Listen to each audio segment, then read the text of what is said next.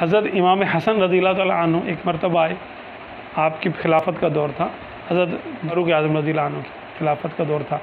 तो आप अंदर कुछ बातचीत कर रहे थे, कुछ मामला थे, और हज़रत अब्दुल्ला आप यानी रज़ियल्लाहु अन्हु के बेटे, वो जो ना खड़े हुए थे बाहर, अंदर जाने के लिए इजाज़त मांगी तो अंदर से इजाज़त नहीं मिली, वो बाहर आ गए। ये मंज़र देख लिया हज़रत इमाम हसन रज़ियल्लाहु अन्हु ने, वो भी जाना चाह रहे थे अंदर, अब वो भी वापस जो है ना पलट गए कि भाई अपने बेटे को इजाज़त नहीं दी तो फिर मुझे कहाँ से मिलेगी इजाज़त। तो हज़रत उमर फारूक आज़म रज़ियल्लाहु अन्हु को पता चला कि इमाम हसन आए थे और मिलना चाहते थे और फिर बगैर मिले चले गए, तो आप घर पहुंच गए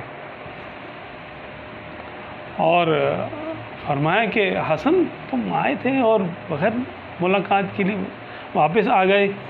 तो उन्होंने फरमाया कि मैंने देखा कि आपने अपने बेटे को इजाज़त नहीं दी, तो मैंने कहा मुझे कहाँ से मिलेगी इजाज़त।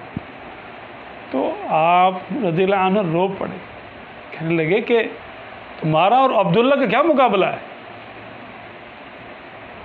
ये जो हमारे सर पे बाल है ना, ये तुम्हारे नाना के यानी जो उगाए हुए बाल है ये, यानी हमको जो इज़्ज़त मिली है तुम्हारे घराने से मिली है, हम तुम्हें कैसे मना कर सकते हैं।